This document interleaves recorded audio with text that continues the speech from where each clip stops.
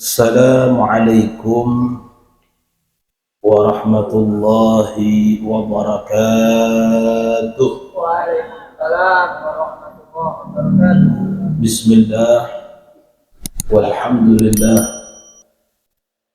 wassalatu wassalamu ala khairi khalqillah sayyidina wa habibina wa syafi'ina wa qurrati a'yunina wa tabibi qulubina wa maulana Muhammad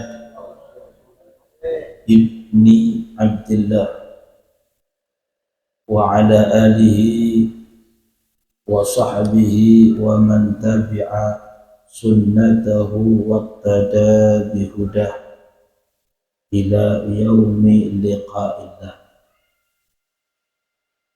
Wala hawla wala quwata illa billahil aliyyil azim. Subhanaka la ilma lana illa ma 'allamtana innaka antal alimul hakim. Rabbi shrah li sadri wa yassir li amri wahlul 'uqdatan min lisani yafqahu qawli wasaddid lisani wahdi qalbi bihaqqi sayyidi wa habibi Muhammad sallallahu alaihi wasallam. Amma ba'du. Allahumma alhimna ilman nafqahu bihi awamiraka wa nawahika warzuqna fahman na'rifu bihi kaifa nunajika ya arhamar rahimin. Allahumma la sahla illa ma ja'altahu sahlan wa anta taj'alul hasna idha syi'ta sahlan. Allahumma sahhil lana hifdzal ulum wa hab lana wasi'al fuhum bijahin nabiyyil ma'sum wa alihi wa sahbihi ajma'in walhamdulillahi rabbil alamin. Para hadirin hadirat, muslimin muslimat, para pecinta majelis kebaikan yang dimuliakan oleh Allah Subhanahu wa taala. Alhamdulillah wa syukurillah, kita bersyukur kepada Allah Subhanahu wa taala yang telah memberikan kita hidayah petunjuk,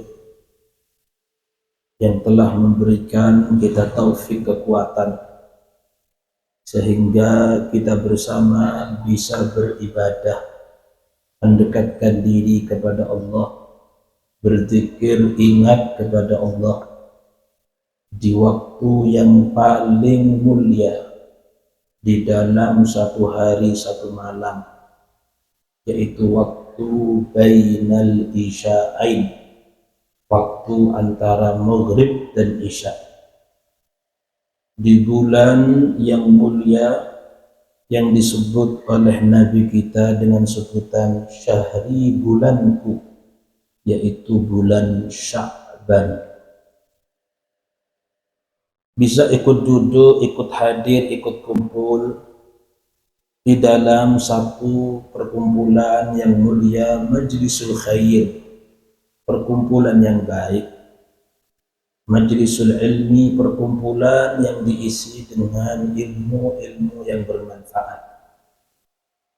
Kita memohon kepada Allah Subhanahu wa taala semoga perkumpulan kita ini dicatat oleh Allah termasuk dari amalan-amalan yang diterima dan diridhai oleh Allah Subhanahu wa taala.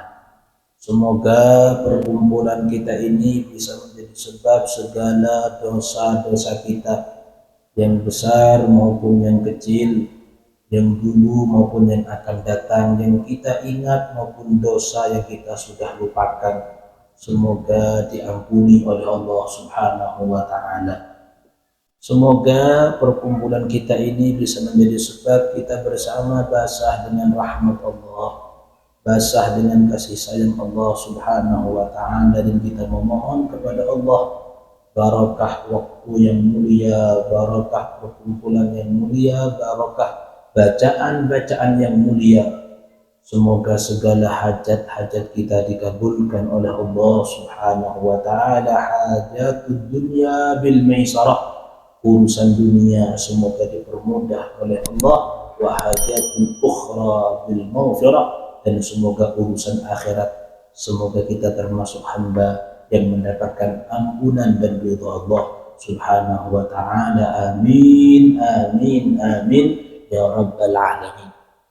Hadirin hadirat muslimin muslimat yang dimuliakan oleh Allah Subhanahu wa taala, sebagaimana yang sudah kita ketahui bahwasannya kita ini berada di dalam salah satu bulan yang mulia, bulan yang istimewa, bulan yang agung. Akan tetapi banyak orang yang lupa, banyak orang yang tidak tahu kalau bulan ini merupakan bulan yang agung, yaitu kita berada di salah satu bulan yang disebut, yang diakui langsung oleh Nabi kita Nabi besar Muhammad sallallahu alaihi wasallam dengan pengakuan syahri bulanku. Apa itu? Yaitu kita berada di dalam bulan Sya'ban. Pada saat ini kita sudah masuk pada malam ke-7, malam 7 Sya'ban. Dikatakan di sini dalam kitab Mada fi Sya'ban, ada satu kitab yang berjudul Mada fi Sya'ban, ada apa di dalam bulan Sya'ban. Kitab ini dikarang oleh Al-Allamah Al-Muhaddis Al-Muhaqqiq As-Sayyid Muhammad bin Alwi Al-Maliki Al-Hasani Al-Makki, yang kita kenal dengan As-Sayyid Muhammad Al-Maliki Makkah. Nah, banyak ya ulama-ulama kita di Indonesia yang merupakan lulusan dari As-Sayyid Muhammad Al-Maliki. Banyak di Banyuwangi ataupun di luar Banyuwangi, banyak. Di antaranya kalau di Jember itu ada Gus Solah, ada Gus Sadid, itu merupakan lulusan Sayyid Muhammad Al-Maliki. Dan juga yang pengasuh pondok pesantren Sukarjo sekarang di Haji Raden Azaim, beliau merupakan salah satu murid dari Sayyid Muhammad Al-Maliki. Banyak santri-santri beliau yang menjadi ulama-ulama di Indonesia. Dikatakan di sini, beliau mengatakan, kenapa sih Sya'ban ini dinamai bulan Sya'ban? Sya'ban itu kalau kita artikan artinya cabang. Sya'ban itu artinya cabang. Kenapa dinamai bulan Sya'ban? Yang kalau kita artikan bulan cabang, disebutkan di sini wasummiya Sya'ban li'annahu yatasya'abu minhu khairun katsirun. Katakan di sini dinamai bulan Sya'ban yang berarti cabang karena kebaikan-kebaikan yang dilaksanakan di bulan Sya'ban itu akan bercabang menjadi cabang yang sangat banyak. Kebaikan, ibadah, ketaatan yang kita lakukan itu ya satu itu akan menjadi bercabang-cabang, menjadi banyak kebaikan. Maksudnya apa? Dijelaskan oleh para ulama. Di antara maksudnya, ketika kita ini berbuat baik di bulan Sya'ban, kita berusaha berbuat baik di bulan Sya'ban, beribadah taat di bulan Sya'ban, maka kebaikan yang kita lakukan itu akan mampu kita lakukan kembali ketika kita masuk di bulan Ramadan. Di antara keutamaannya yaitu ketika kita berbuat baik ibadah di bulan Sya'ban, maka nanti di bulan Ramadan kita akan mampu melaksanakan banyak kebaikan. Ketika sudah bulan Ramadan sudah mampu melaksanakan banyak kebaikan, maka 1 tahun penuh kita akan mampu pula untuk melakukan banyak kebaikan. Maka disebut dengan bulan Sya'ban, bulan yang bercabang Karena kebaikan yang kita lakukan akan bercabang sampai ke Ramadan, bercabang sampai ke bulan-bulan. Sampai kapan kata Rasulullah? Hatta yadkhulal jannah, sampai dia masuk ke dalam surganya Allah Subhanahu wa taala. Dia akan terus bercabang kebaikan sampai masuk surga. Dinamai bulan Sya'ban.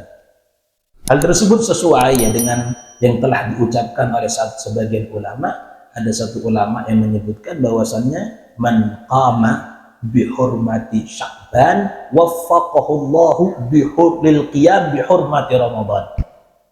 Ada seorang ulama, barang siapa yang dia berusaha untuk menghormati bulan Sya'ban dengan apa ya? Dengan ibadah, dengan ketaatan kepada Allah Subhanahu wa taala. Hormati bulan Sya'ban dengan bentuk-bentuk kebaikan. Kata ulama apa? Waffaqahullah, maka Allah akan memberi dia taufik. Taufik itu kekuatan untuk beribadah, kekuatan lil qiyam bi hurmati Sya'ban, untuk beribadah, untuk taat. Kapan? Ketika dia berada di bulan Ramadan. Sya'ban beribadah, maka Ramadan akan Allah beri dia taufik, kekuatan, sehingga mampu beribadah pula. Ketika sudah Ramadannya dia mampu dia hormati dengan bentuk-bentuk ketaatan dan ibadah. Apa kata para ulama? Hafizahullahu min Ramadan ila Ramadan, maka Ramadan tahun ini akan dijaga sampai ketemu Ramadan yang akan 1 tahun penuh, akan dijaga oleh Allah Subhanahu wa taala.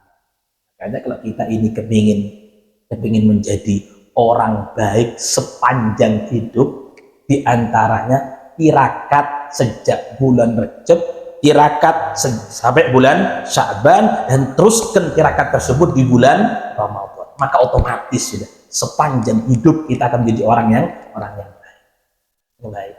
Oh, saya kepingin istiqomah misalnya, kepingin istiqomah apa? Sholat duha 4 rakaat. Sya'ban tirakat 1 bulan.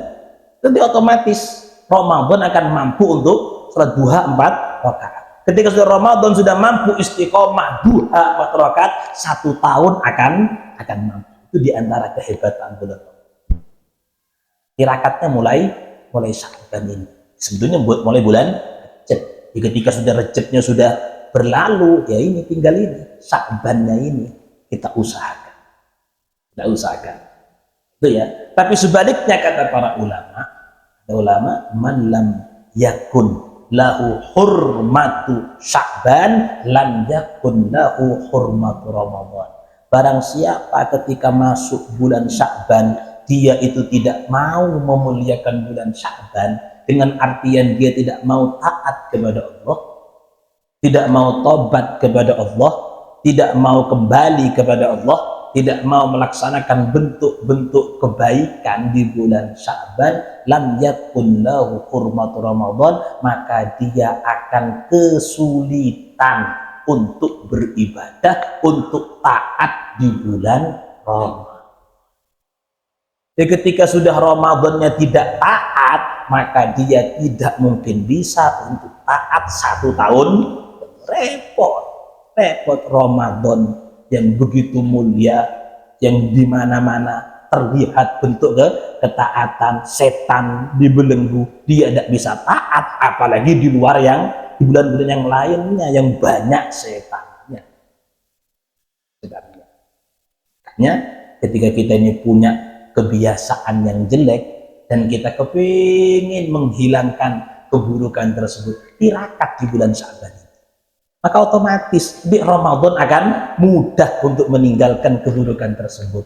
Ketika sudah Ramadan sudah mudah bisa dia tinggalkan itu keburukan, maka 1 tahun penuh dia akan mampu untuk meninggalkan. Tirakatnya di sana. Nah, sehingga dijelaskan di sini oleh para ulama ada 3 perkara ya. Ada 3 perkara dalam bentuk untuk mengisi bulan Sya'ban dengan kebaikan-kebaikan. Ya, sebetulnya ya kita isi Sya'ban ini bulan yang mulia dengan kebaikan apapun saja. Cuma ada 3 diantaranya, 3 bentuk kebaikan, 3 amalan yang memang dianjurkan oleh para ulama dan memang sudah diamalkan oleh para salaf-salaf kita. oleh ulama-ulama kita. Apa 3 amalan tersebut? Yang pertama yang dianjurkan adalah melaksanakan puasa sunnah. Jadi antara anjuran ketika kita berada di bulan Sya'ban itu melaksanakan puasa sunnah. Puasa sunnah. Disebutkan di sini dalam sebuah hadis yang disampaikan oleh Sayyidah Aisyah radhiyallahu anha, merupakan istri tercinta baginda Rasul Muhammad sallallahu alaihi wasallam, yang mengetahui seperti apa kehidupan Nabi di dalam rumah, seperti apa yang banyak tahu Sayyidah Aisyah radhiyallahu anha. Bahkan baginda Nabi itu pernah bersabda, khudu nisfa dinikum min hadhil humaira. Kata Rasulullah, khudu, ambillah, pelajarilah separuh agama kalian. Ambil dari mana? Belajar dari mana? Min hadhil humaira, dari wanita yang pipinya merah ini. Siapa maksudnya? Sayyidah Aisyah radhiyallahu anha. Memang Nabi itu ketika memanggil Siti Aisyah sering dengan panggilan ya Humaira, wahai si pipi merah.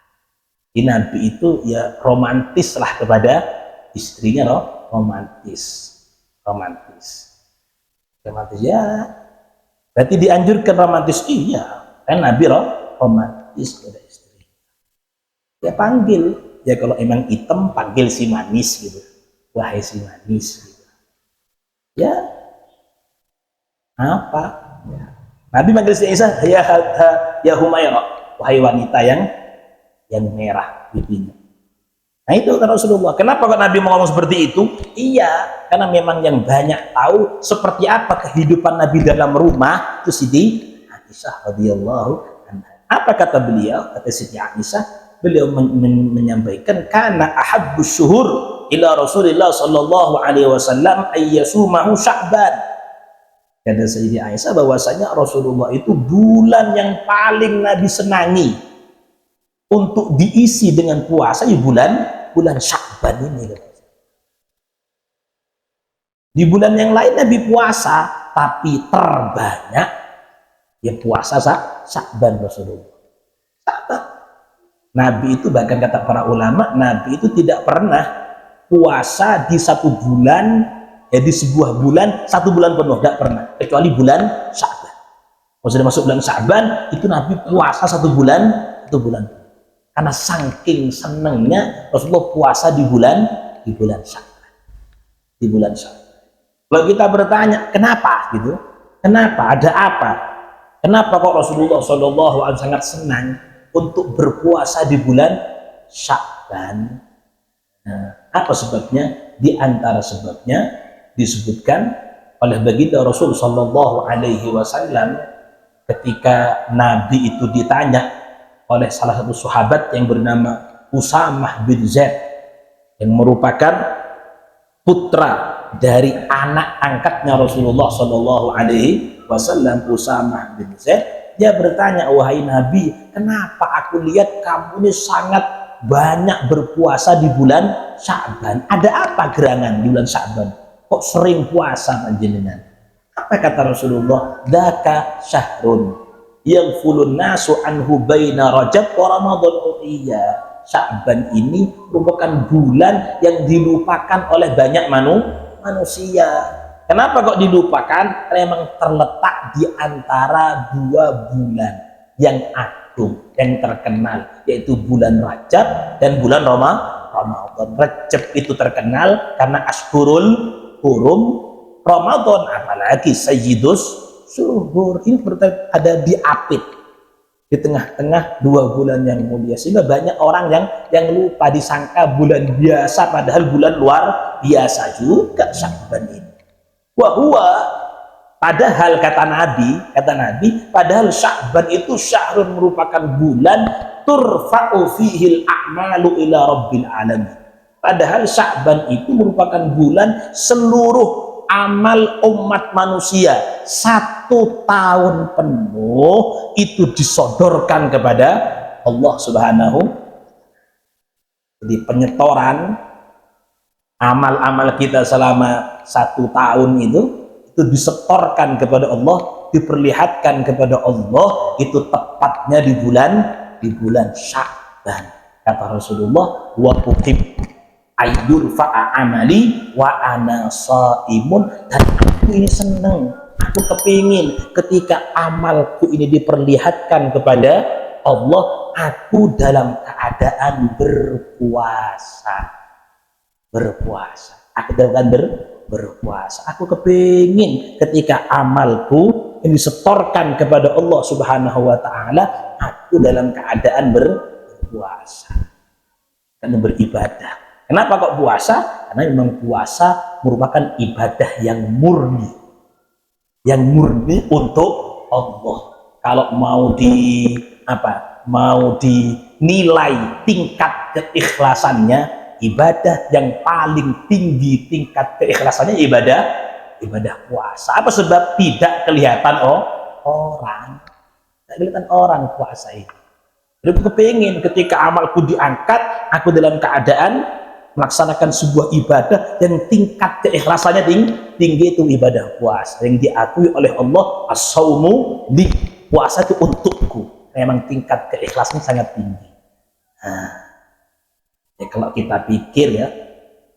pikir hadis Nabi, kalau kita lihat ya Rasulullah sekarang dalam kehidupan Nabi, kalau kita baca catatan amal Rasulullah, kira-kira ada amal Nabi yang elek itu ada?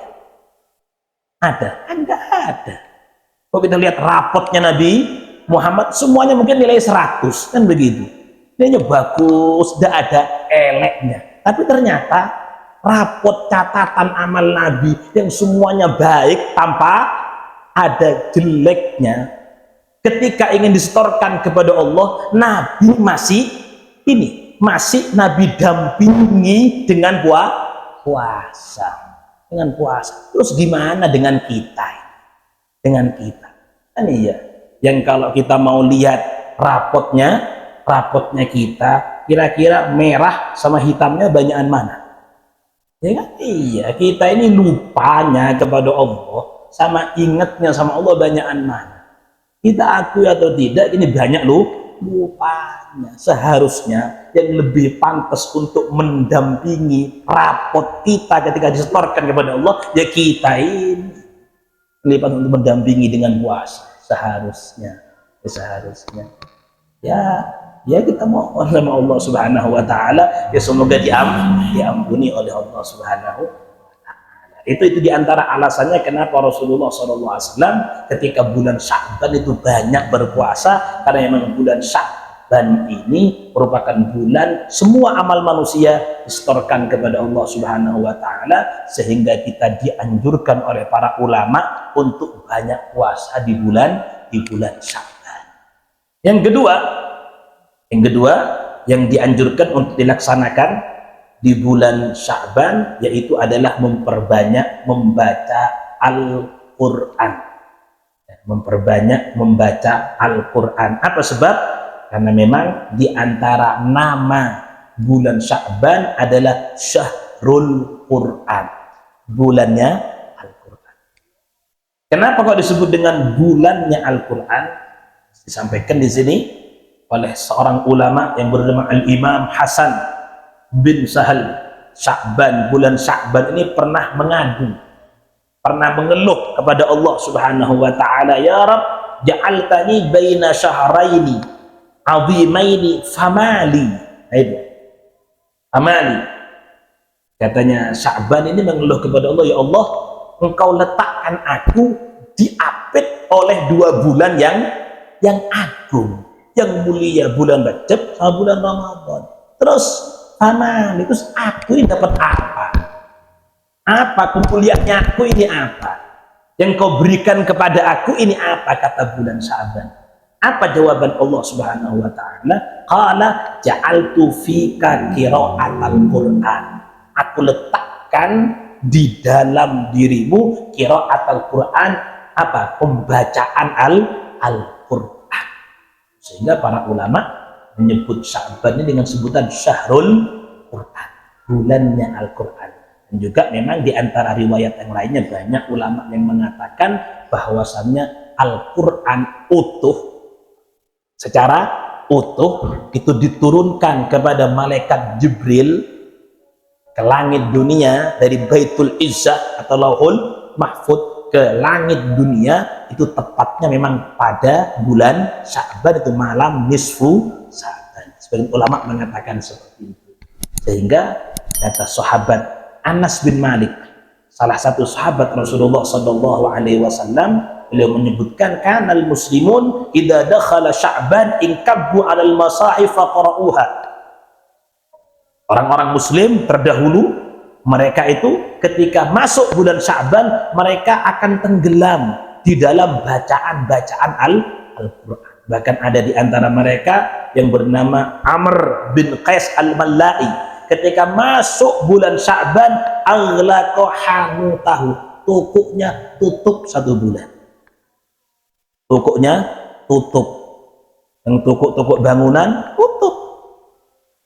tutup tokonya, yang jadi peracang tutup 1 bulan, tutup tokonya. Artinya 1 bulan tidak ngurusi dunia. Untuk apa? Wa tafarragha liqira'atil Quran, dia mengkosongkan dirinya hanya untuk membaca Al-Quran. Al-Quran itu ya, dianjurkan untuk banyak-banyak membaca Al-Quran di bulan Sya'ban, karena memang Sya'ban merupakan syahrul Quran, bulannya Al-Quran, sebagaimana yang telah diamalkan oleh para salaf, para ulama-ulama terdahulu. Ya kalau kita berkata repot, kalau baca Quran ini kan harus wudhu dulu, ya harus pakai baju yang betul dulu. Nah, dikatakan di sini oleh para ulama, ya baca Quran ini ya tidak harus membaca Al-Quran yang ada di kitab itu, ya tidak harus, dan tidak harus ya punya wudhu, bukan kita harus megang, ya harus megang kok yang kita baca dari awal. Kata para ulama, ketika kita tidak bisa untuk membaca Quran dari depan sampai belakang, baca Quran sehafalnya kita apal surat yang mana, kita apal bagian Quran yang mana. Oh, saya apalnya Al-Fatihah, ya baca Fatihah terus, itu dianggap baca Quran sudah, kata para ulama. Oh, saya apalnya kulhu, Al-Falak, An-Nas, ayat kursi, ya itu dibaca sudah, di jalan sambil baca, itu sudah dianggap membaca Al-Quran, kata para ulama. Itu fayastadil insan fi hadzal syar'i bima jama'a, ya itu sudah apa yang diapalkan itu sudah dibaca, kata para ulama. Itu sudah dianggap orang yang sibuk dengan membaca Al-Quran. Al-Qurannya kalau kita tidak bisa nutup toko, tidak bisa, ya ketika buka toko sambil baca Quran, tidak ada yang membeli, baca Quran. Quran yang mana? Quran yang diapal gitu, baca kulhu, Al-Falak, An-Nas, ayat kursi. Ya kalau apal wadduha, ya wadduha atau yang lain, itu sudah, terus bisa dianggap sibuk dengan membaca Al-Quran, karena memang bulannya Al-Quran. Ya diantara tujuannya tadi itu. Kenapa kalau kita dianjurkan puasa dan dianjurkan membaca Al-Quran? Diantara tujuannya agar supaya ketika kita ini masuk bulan Ramadan, mudah untuk melaksanakan puasa yang hukumnya wajib, dan mudah untuk memperbanyak membaca Al-Quran. Itu diantara tujuannya. Yang ketiga, amalan yang dianjurkan di bulan Sya'ban diantaranya yaitu memperbanyak salawat dan salam kepada baginda Rasulullah Shallallahu Alaihi Wasallam. Apa sebab? Ya, karena memang ayat yang menjelaskan tentang salawat, ayat yang menjelaskan tentang perintah salawat, yaitu ayat innallaha wa malaikatahu yusholluna 'alan nabi, itu memang turunnya di bulan Sya'ban. Ini diantara penyebabnya. Kenapa sih Nabi itu mengatakan Sya'ban syahri, bulan Sya'ban bulanku, kok bukan bulan Maulid? Kok bukan bulan Maulid yang merupakan hari kelahiran Nabi Muhammad? Kok bukan bulan Muharram yang merupakan hijrahnya Nabi dari Mekah ke Madinah, sehingga Nabi merasa nyaman di kota Madinah. Kenapa kok Sya'ban? Di antaranya itu karena di bulan Sya'ban inilah turunnya satu ayat tentang sholawat yang di sana menunjukkan betapa tingginya kedudukan Nabi Muhammad di hadapan Allah Subhanahu. Ya, kata para ulama, ya kalau Rajab itu syahrul istighfar, bulan untuk memperbanyak baca istighfar. Kalau Sya'ban syahrus salah wassalam ala nabiyil mukhtar, bulan bersolawat dan bersalam kepada Nabi besar Muhammad sallallahu alaihi wasallam. Memang di antara tujuannya, ya di antara tujuannya kenapa kok kita dianjurkan untuk memperbanyak sholawat, di antara selain alasannya karena memang Sya'ban merupakan bulan turunnya ayat salawat, di antaranya ya untuk membersihkan hati. Hati kita ini bersih, jadi jiwa kita ini bersih, sehingga masuk Ramadan kita sudah dalam keadaan bersih hatinya, jadi enak. Itu di antara tujuannya.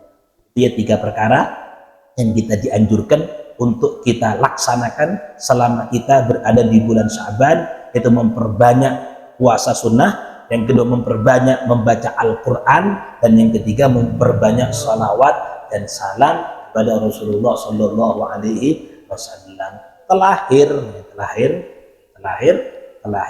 dan begitu pula ada 3 perkara. Dan saya panjangkan ini. Ada 3 perkara yang harus kita tinggalkan, usaha untuk ditinggalkan di bulan Sya'ban ini. Ada 3 perkara. Ya, sebetulnya semua keburukan harus kita tinggalkan, semua kemaksiatan harus kita tinggalkan, tapi 3 ini lebih penting untuk ditinggalkan.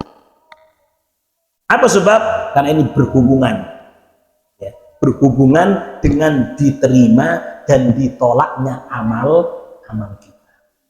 Apa 3 ini? Apa 3 ini? Yang pertama yaitu syahna'u. Syahna ini bermusuhan dengan sesama umat Islam. Bermusuhan dengan sesama umat Islam. Sekarang ini musimnya ya, musimnya orang musuhan. Musimnya orang musuhan. Padahal disebutkan dalam sebuah hadis bahwasanya ya ketika amal-amal kita ini disodorkan kepada Allah Subhanahu wa taala, ketika Allah Subhanahu wa taala melihat di dalam catatan amal kita ada keburukan, kemaksiatan, itu Allah akan ampuni kemaksiatan kita. Allah akan ampuni dosa-dosa kita. Setiap seorang hamba yang beriman pasti akan Allah ampuni ketika Allah melihat catatan amal kita yang penuh dengan keburukan. Akan Allah ampuni. Illa, ini kata Rasulullah, illa abdan, kecuali seorang hamba bainahu wa baina akhihi syahna'u, kecuali seorang hamba yang antara dia dengan saudaranya yang sama-sama beragama Islam syahna'u, ada permusuhan gara-gara beda pendapat, gara-gara beda pemikiran, gara-gara beda kelompok, musuhan, saling caci maki, saling hina, tak mau nyapa, saling senggol, saling merendah. Nah, katanya Allah, utruku hadaini, 2 orang ini yang saling bermusuhan ini, jangan direken amalnya. Itu firman-Nya Allah kepada para malaikat. Jangan direken amal. Dia sholat duha, tak usah direken. Oh, ini baca Qurannya, tak usah direken. Oh, ini sholawatnya luar biasa, tak usah direken. Sholatnya tak direken, sudah direken. Dzikirnya tak direken. Sampai kapan? Hatta yafi'a, sampai keduanya mau saling memaafkan, sampai keduanya mau saling damai, mau saling rukun, baru amalnya akan direken oleh Allah Subhanahu wa taala. Masih pungkur-pungkuran, masih saling hujat, tak kira direken. Yang kedua apa? Qat'ur rahim, musuhan dengan keluarga sendiri. Qat'ur rahim, berat. minal kabair, termasuk dosa besar. Yang ketiga, akun lil walidain, durhaka kepada kedua orang tua, berani membentak, berani ngamuk sama orang tuanya, apalagi berani mukul. Nasallallahu al-afwa wal afiyah, semoga diselamatkan kita semua. Tiga ini kata para ulama diusahakan jangan sampai kita laksanakan di bulan Sya'ban. Apa sebab? Karena ketika tiga kesalahan ini, tiga keburukan ini kita laksanakan di bulan Sya'ban, khawatir ketika masuk Ramadan kita tidak bisa meninggalkan tiga keburukan. Kalau sudah ketika masuk Ramadan tetap musuhan, tetap tidak nyapa sama keluarganya, tetap durhaka kepada orang tuanya, tidak mungkin bisa memperoleh rahmat dan ampunan Allah yang begitu besar di bulan. Ketika sudah Ramadan tidak dapat rahmat dan ampunan Allah, akan masuk ke dalam doanya malaikat Jibril. Jibril pernah berdoa, barang siapa yang hidup di bulan Ramadan kok ternyata tidak mendapatkan ampunan Allah, ba'adahullah, kata Jibril, semoga dia dijauhkan dari rahmatnya Allah. Dan doa tersebut diamini oleh siapa? Oleh baginda Rasul sallallahu alaihi wasallam. Ya, kata ulama, berusaha di bulan Sya'ban jangan sampai melaksanakan tiga kemaksiatan ini, karena khawatir berlanjut sampai Ramadan menjadi sebab kita tidak mendapatkan rahmat dan ampunan Allah Subhanahu wa ta'ala. Kita mohon kepada Allah Subhanahu wa ta'ala ya, semoga kita diberi kekuatan oleh Allah Subhanahu wa ta'ala untuk terus beribadah, mendekatkan diri kepada Allah Subhanahu wa ta'ala, dan semoga kita diberi kesabaran oleh Allah untuk meninggalkan kemaksiatan dan semua keburukan. Dan kita mohon kepada Allah Subhanahu wa ta'ala, balighna Ramadan, semoga umur kita dipanjangkan sehingga kita bisa menghirup udara segar Ramadan, bisa menikmati lezat ibadah di bulan Ramadan fi sihhatin wa afiyatin wa salamah wa ridwan ya Hannanu ya Mannan ya Dzal Jalali wal Ikram. Amin amin amin ya mujibas sa'ili. Mungkin hanya ini yang saya sampaikan, semoga menjadi ilmu yang bermanfaat, ilmu yang barakah. Hada minni, wassalamualaikum warahmatullahi wabarakatuh.